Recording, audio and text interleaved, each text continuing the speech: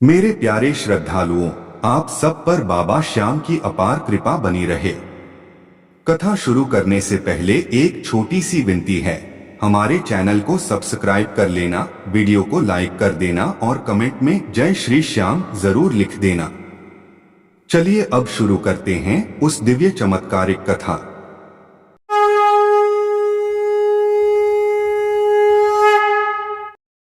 राजस्थान के उस पवित्र प्रदेश में जहां दूर दूर तक फैलती रेत की गर्म सांसें भी भक्तों के विश्वास को हिला नहीं सकती थीं, वहीं बसा हुआ था छोटा सा गांव खाटू।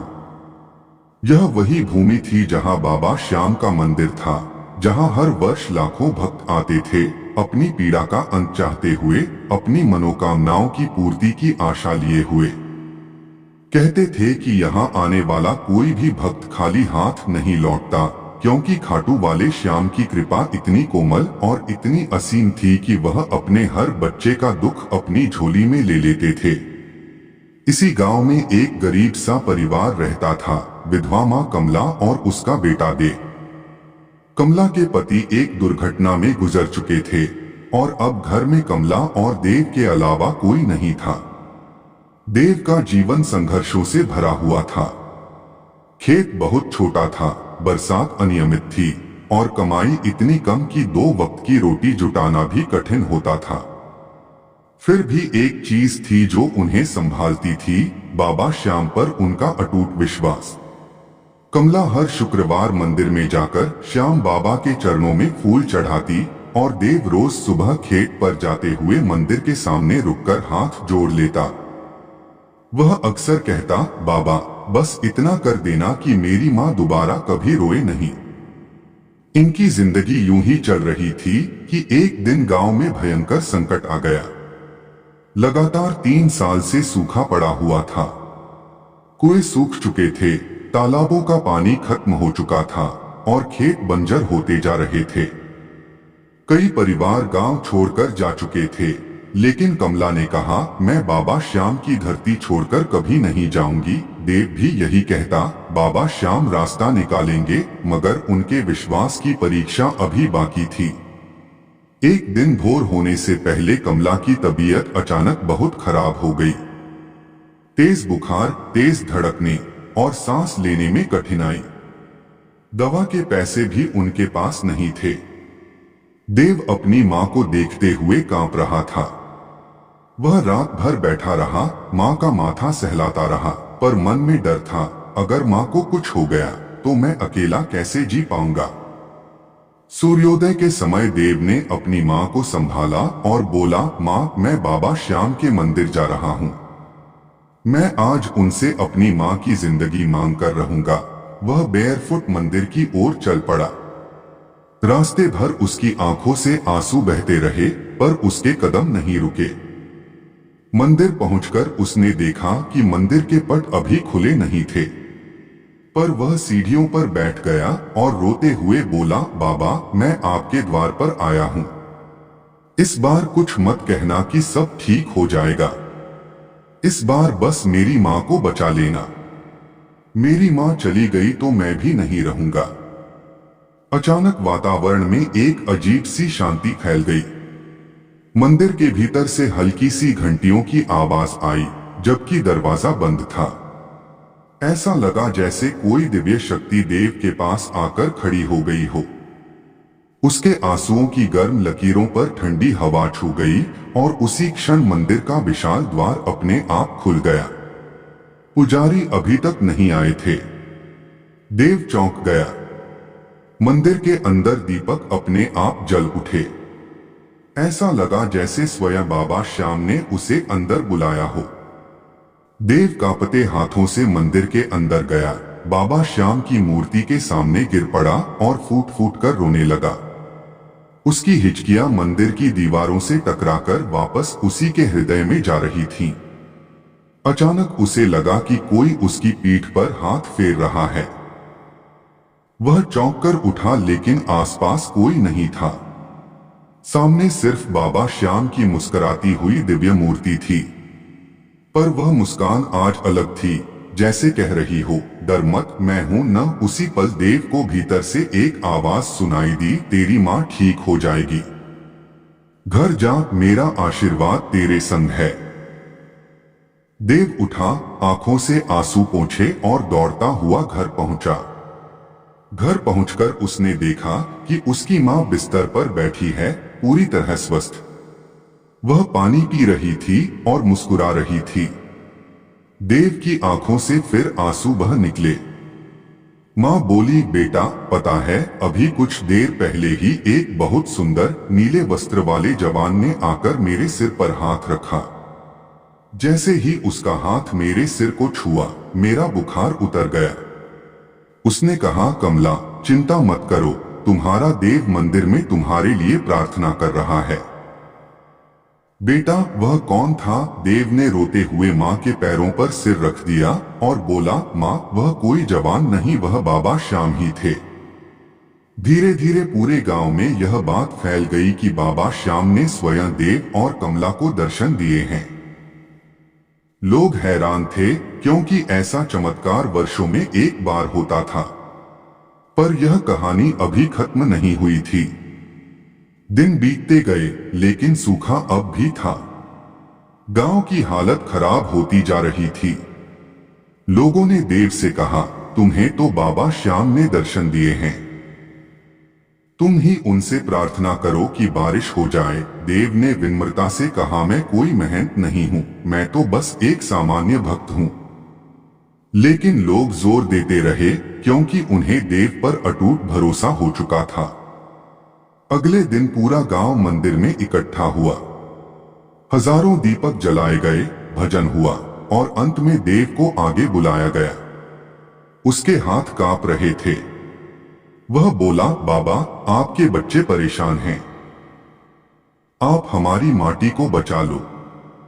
उसने अपना सिर श्याम बाबा की मूर्ति के चरणों पर रखा और आंखें बंद कर ली। उसी क्षण मंदिर के अंदर तेज रोशनी फैली। दीपक हवा के बिना ही तेज जलने लगे। हवा में चमेली और कस्तूरी की सुगंध फैल गई। अचानक एक बादल मंदिर के ठीक ऊपर इकट्ठा हुआ और जोरदार गरज हुई।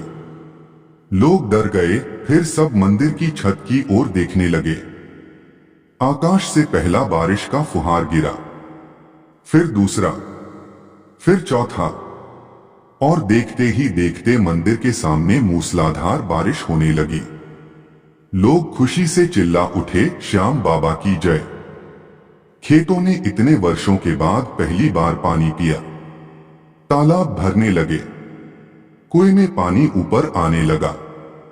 गांव बच गया। अब देव गांव का सेवक बन चुका था। वह चमत्कारों का केंद्र नहीं बनने चाहता था, बल्कि सिर्फ बाबा की सेवा करना चाहता था। उसने कहा, जो कुछ भी हुआ है वह सब बाबा की कृपा है, मेरा कार्य सिर्फ उनकी कथा फैलाना है। लेकिन कहानी यहीं समाप्त नहीं होती। एक रात देव को फिर सपना आया। सपने में बाबा श्याम घोड़े पर सवार आए। उनके नीले वस्त्र लहरा रहे थे, कानों में मयूर पंख चमक रहा था। उन्होंने देव से कहा, बेटा, अब तेरा समय आया है। तूने अपनी मां को बचाया, गांव को बचाया, अब तुझे दुनिया को बताना है कि श्याम कैसे अपने भक्तों को संकट से निकालते हैं।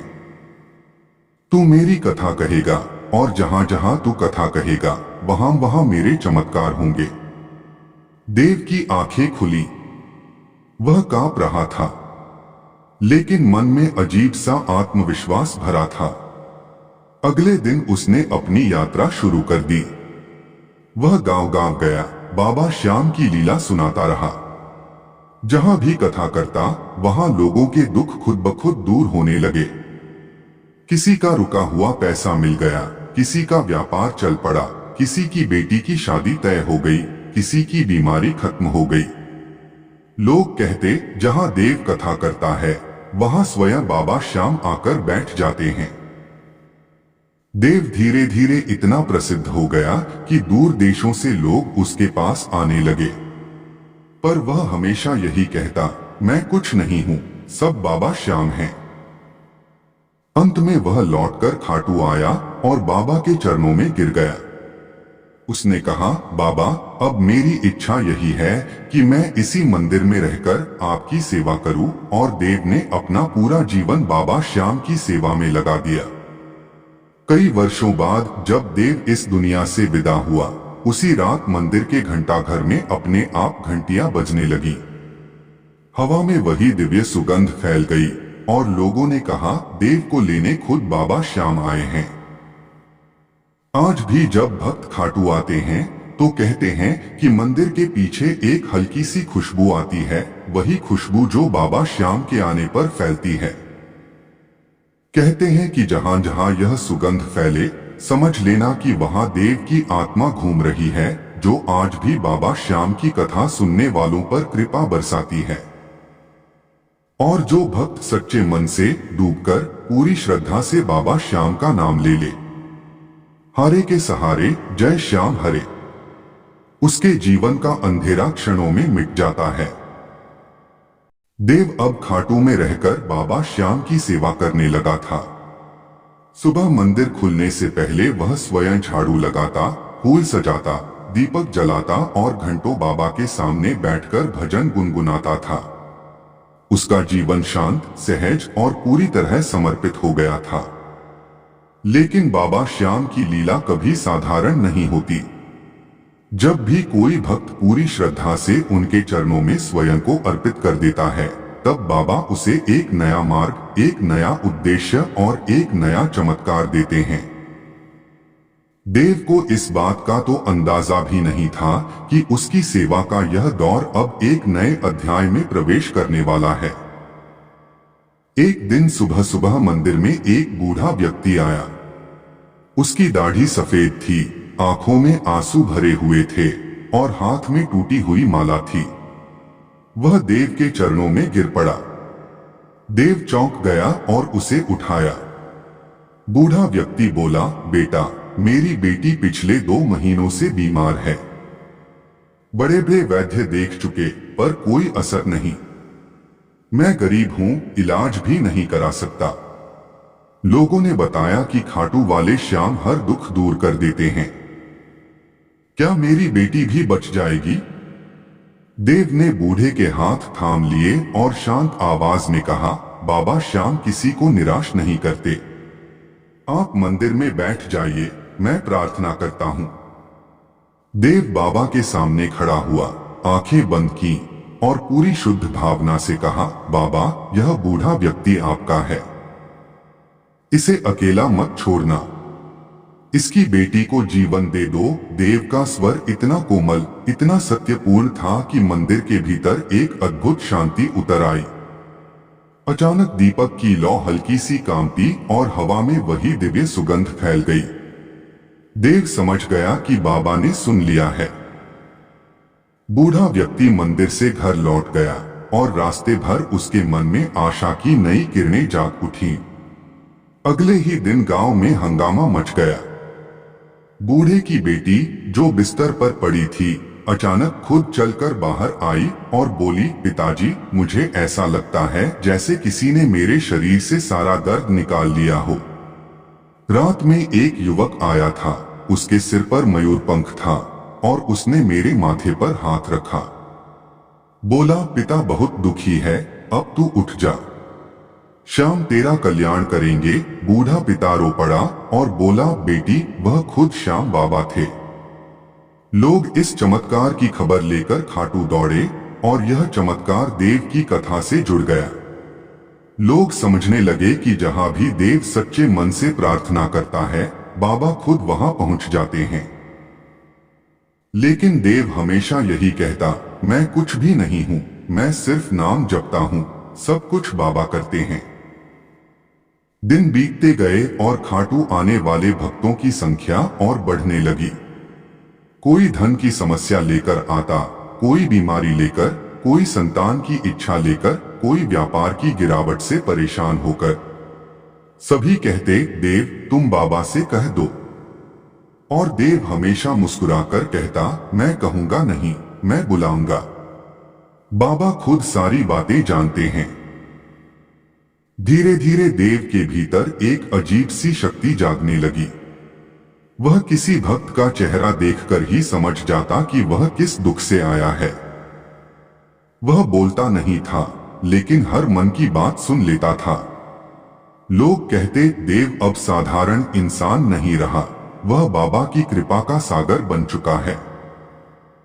पर चमत्कारों के मार्ग में अंधेरे की परीक्षा भी होती है। एक दिन खाटू में एक धनी व्यापारी आया। उसकी आंखों में घमंड था, पैरों में सोने की पायलें, गले में मोटी मोटी चेनें। उसने देव से कहा, मेरा व्यापार डूब रहा है। लोग कहते हैं कि तेरी प्रार्थना से सब ठीक हो जाता है, तो मुझे भी ठीक कर दे। लेकिन ध्यान रहे, मैं दान देने वालों में से नहीं हूं, मुझसे मुफ्त में सेवा होगी। देव ने शांत होकर कहा, मैं सिर्फ प्रार्थना करता हूं। कृपा देना या न देना बाबा का अधिकार है, परंतु कृपा पाने के लिए मन को विनम्र होना जरूरी है। व्यापारी यह सुनकर नाराज हो गया और बोला, मुझे उपदेश मत दे लड़के, बस मेरा काम कर दे। देव ने उसकी आंखों में देखा और पहली बार उसके चेहरे पर दुख झलक उठा। देव बोला, भाई, तेरे अंदर अहंकार है। अहंकार के साथ कोई भी कृपा नहीं टिकती। तू पहले अपने मन को साफ कर, फिर आशीर्वाद अपने आप मिल जाएगा। व्यापारी गुस्से में चला गया, पर जैसा देव ने कहा था वैसा ही हुआ। उसी रात व्यापारी के सपने में बाबा श्याम आए। उन्होंने कहा, तूने दान नहीं देना, ठीक है, पर तुझे अपना अहंकार छोड़ना होगा। मेरी कृपा उन पर होती है जिनके दिल में विनम्रता हो। दूसरे दिन व्यापारी फिर मंदिर आया, लेकिन इस बार उसका चेहरा शांत था, आंखों में विनम्रता थी। वह देव के पैरों में गिर पड़ा और बोला, माफ कर दो भाई, मैं धन का घमंडी था, मेरी आंखें खोल दी तुमने। देव ने उसे उठाया और बोला, कृपा मिल गई भाई, अब सब ठीक होगा। कुछ ही दिनों में उसका व्यापार फिर उठ गया। अब लोग देव को सिर्फ सेवक नहीं, बल्कि बाबा का जीवंत संदेश मानने लगे। लेकिन देव ने कभी घमंड नहीं किया। वह हमेशा धूल में बैठकर मंदिर साफ करता, लोगों को प्रसाद बांटता और बाबा की कथा सुनाता रहा। एक दिन एक दूसरे गांव से एक छोटी बच्ची आई। उसका नाम था राधिका। वह जन्म से बोल नहीं पाती थी।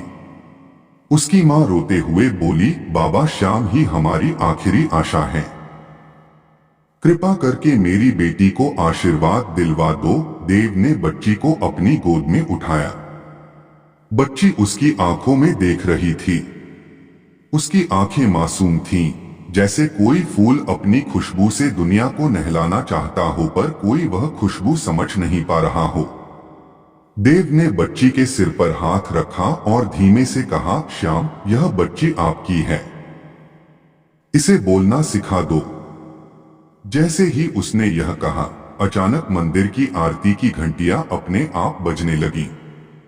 हवा में चमेली की तेज सुगंध फैल गई। दीपक की लौ ऊंची उठी और बच्ची के माथे पर हल्की रोशनी पड़ी। देव समझ गया। उसने बच्ची को नीचे उतार कर कहा, बोलो श्याम। सभी लोग सांस रोककर खड़े थे। बच्ची ने अचानक अपना मुंह खोला और उसने पहली बार कहा, श्याम। मां चीख पड़ी, लोग रोने लगे। बच्ची देव की गर्दन से लिपट गई। देव की आंखों से भी आंसू बहने लगे। वह बोला, बाबा, आप कितनी जल्दी सुन लेते हो। यह चमत्कार सिर्फ गांव में नहीं, पूरे प्रदेश में फैल गया। लोग दूर दूर से आए। मंदिर भीड़ से भर गया, लेकिन देव अपना स्वरूप नहीं बदला। वह वही सरल सेवक बना रहा। लेकिन नीति की अगली लीला अब शुरू होने वाली थी। रात का समय था। देव मंदिर के पीछे बैठकर भजन कर रहा था। अचानक हवा थम गई। घंटियां अपने आप बजना बंद हो गई। वातावरण में अजीब सा सन्नाटा फैल गया और उसी सन्नाटे में देव ने एक धीमी सी आवाज सुनी, देव। देव ने आंखें खोली तो देखा कि सामने बाबा श्याम स्वयं खड़े हैं। वही दिव्य आभा, वही नीले वस्त्र, वही घोड़े की लगाम हाथ में, वही अद्भुत मुस्कान। देव तुरंत उनके चरणों में गिर पड़ा। बाबा ने उसके सिर पर हाथ रखा और बोले, बेटा, अब समय आ गया है।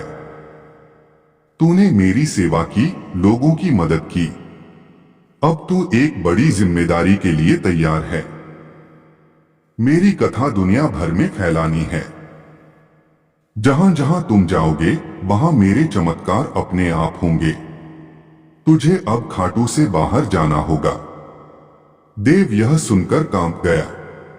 उसने कहा, बाबा, मैं खाटू छोड़कर कैसे जाऊं? मेरा जीवन तो यही है।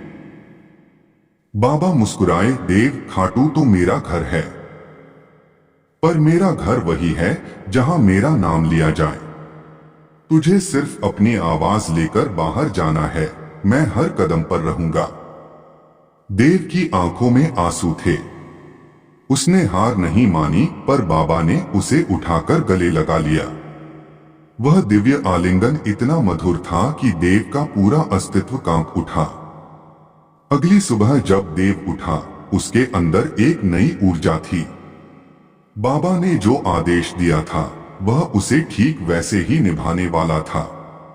उसने सभी भक्तों से विदा ली और बोला, मैं जा रहा हूं, पर चिंता मत करना। जहां जहां मैं जाऊंगा वहां वहां बाबा श्याम खुद आएंगे। और तभी पहले भाग के अंत में जो दिव्य यात्रा शुरू हुई थी, अब दूसरे भाग में वह और भी विशाल, और भी तेज, और भी चमत्कारी हो गई। देव ने दूर दूर के प्रदेशों में जाना शुरू किया। जिन घरों में अंधेरा था वहां रोशनी फैल गई। जिन परिवारों में दुख था वहां आनंद लौट आया। जिनके पास कुछ नहीं था उन्हें सब मिला। बाबा श्याम की कृपा देव के माध्यम से नदी की तरह बहने लगी। लोग कहते, देव जहां कथा सुनाता है वहां हवा भी खुशबू बन जाती है और दीपक बिना छुए जल उठते हैं। पर असली लीला अभी बाकी थी। देव की अगली यात्रा में ऐसा चमत्कार होने वाला था कि दुनिया उसे देखकर दंग रह जाएगी। और वहीं से शुरू होगा